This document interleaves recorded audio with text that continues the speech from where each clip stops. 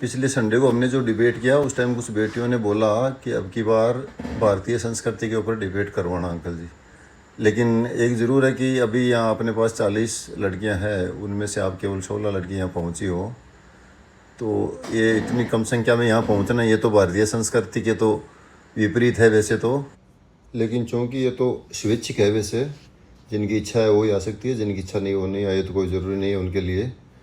लेकिन एक बात ज़रूर है, आज आप लोग बोल रही थे सही भी कि हम तो केवल भारतीय संस्कृति के पक्ष में बोलेंगे, तो फिर विपक्ष की भूमिका आज मैं निभाता हूँ। तो आप में से भारतीय संस्कृति के पक्ष में है ना, कौन पहले अपने विचार रख रहा है? भारत ने विश्व को बहुत कुछ दिया है, जैसे कि शून्य का इन्वेंशन भी भारत ने किया है, आर्यभट्ट।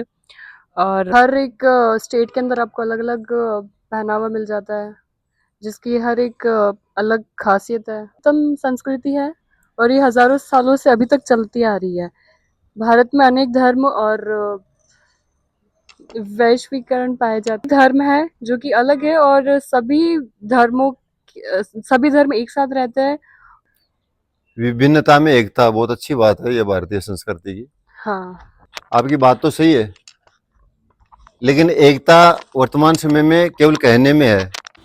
आपकी बातें तो ठीक है, ये सभी धर्मों का सम्मान करते थे, वर्तमान समय में तो नहीं रहा ऐसा, पहले ज़रूर करते थे। वर्तमान समय में तो सभी अपना अलग अलग विचारधारा, अलग अलग अपना अपना सारा इसी प्रकार से हो गया सारा सिस्टम। लेकिन वो पहले जो एक दूसरे का सम्मान करते थे, उसमें कोई वो संस्कृति क्या, वो समझ का फ़र्क था बेटा। उस टाइम के सभी लोग एक दूसरे से प्रेम करते थे, दया भाव होता था मन में, इसलिए वो सब एक दूसरे का सम्मान करते थे। रही बात सभी अलग अलग राज्यों में, जैसे आपने बोला अलग अलग कल्चर की जो पहनावा है उसका महत्व है। हाँ, वो महत्व तो जो जो लोग अपना खुद कोई काम करता है उसका अलग अलग महत्व होता है। लेकिन वैसे अगर आप देखोगे तो जैसे दक्षिण भारत में जैसे वो लुंगी पहनते हैं, तो उनका तो वो कल्चर है, उनको तो वो बहुत अच्छा लगता है। लेकिन अगर हम लोग अगर उनको देखें तो हमें तो वो बिल्कुल ठीक नहीं लगता। कोई लुंगी कोई बाहर ऐसे आम सभा में पहनने की थोड़ी होती है आदमी के लिए, कोई वो ड्रेस थोड़ी होती है, हमें तो ऐसा लगेगा ना। लेकिन उन्होंने क्या है, शुरू से जो उनके चल रहा है और जो शुरू से चलता है उसी को लोग संस्कृति मानते हैं बस। जैसे आपने कहा कि हज़ारों सालों से जो चल रहा है, तो हज़ारों से सालों से चल रहा है, लेकिन उसमें बदलाव भी हो सकता है। बदलाव इस दुनिया का नियम है और बदलाव होना भी चाहिए। और जिन्होंने जितना जल्दी बदलाव किया उतना ही उनका ज़्यादा डेवलप हुआ है। बदलाव थोड़े पॉजिटिव होना चाहिए, ये ज़रूर है, नेगेटिव नहीं होने चाहिए। लेकिन अपने डेवलप करने के लिए, विकास करने के लिए बदलाव ज़रूरी है। पहनावा हमें अच्छा क्यों लगता है? जो हमने पुराने समय में जो देखा है ना, वो अच्छा लगता है। ये एक भारतीय पहनावे के अंदर भारत का जो कल्चर है वो झलकता है। हाँ, वो आपकी बात तो हो गई, आप आपकी जगह सही हो। आप छोटी उम्र में होते हो ना, उस टाइम आपने जो जो चीज़ें देखी है ना, बड़े होने के बाद में आपको वो बहुत ज़्यादा याद आएगी, वो बहुत ज़्यादा आपको अच्छी लगेगी। जैसा हम काम करते हैं, काम के हिसाब से पहनावा होना चाहिए। ये हमारे किसान, हम किसान वर्ग से जुड़े हुए हैं। किसान खेती में क्या होता है, जैसे ये वो चलता है ना मशीन, थ्रेसर वगैरह बोलते हैं। अगर वहाँ कोई गले में गमछा डाला हुआ और धोती पहना हुआ आदमी पास में जाता है, वो उसके पलटी जाता है और उसका एक्सीडेंट हो जाता है। बहुत सारे हादसे होते हैं ऐसे, है ना। और कोई जैसे ड्राइविंग कर रहा है कोई चीज़ की, है ना, तो उनकी जैसे धोती वगैरह कहीं फंस जाती है। कई ऐसी मशीनरी होती है कल कारखानों में, जहाँ वो उलझने के बहुत ज़्यादा चांसेस रहते हैं। वहाँ अगर आप बोलोगे हमारा तो ये भारतीय पहनावा, हम तो इसको पहनेंगे, तो वहाँ आप दुर्घटना के शिकार हो जाओगे ज़्यादातर। तो वही बात वही है, पुराने ज़माने में हमने जो चीज़ें देखी है वो हमें अच्छी लगती है, वो अच्छी लगती है, वो एक स्वाभाविक चीज़ है। लेकिन जहाँ जैसी परिस्थितियाँ हैं, वहाँ पहनावा अगर चेंज होता है, बदलता है, तो उसमें कोई भारतीय संस्कृति को अपने बीच में नहीं लाना चाहिए। जैसी परिस्थितियाँ हैं उसके अकॉर्डिंग ही अपने को पहनावा पहनना चाहिए।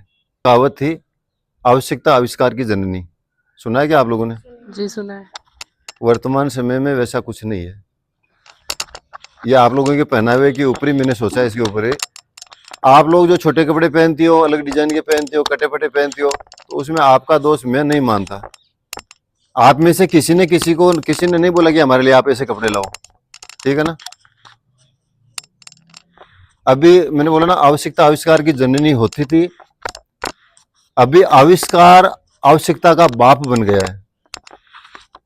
मतलब आविष्कार है ना, वो आवश्यकता का बाप बन गया है, आविष्कार करता है, फिर हमारी मजबूरी हो जाती है उस चीज को उपयोग में लेने की। ठीक है ना। तो लोगों ने क्या बना दिए, मार्केट में भेज दिए। अब आप लोग देखोगे तो आपको वो खरीदना आ जाएगा, फिर रहा नहीं जाएगा देखने के बाद में।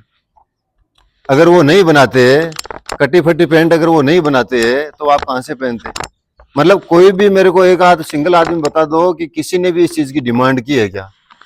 ग्राहक ने, किसी ने डिमांड नहीं की है कि यहाँ से फटी हुई पैंट बनाओ आप, है ना, और तरीके के कोई ऐसे बनाओ, है ना। ये बिल्कुल 100% सच है कि जो आविष्कार करने वाले हैं वो आवश्यकता के बाप हो चुके हैं। अभी वो जो बनाएंगे, वो पैदा करेंगे, वो हमें यूज में लेना पड़ेगा बस। आपको आवश्यकता है या नहीं, इनसे उनको कोई मतलब नहीं है। कुचामन सिटी की बात करता हूँ, यहाँ रिलायंस वाला एक बड़ा मॉल खुला है, फिर डीमार्ट का मॉल खुला है।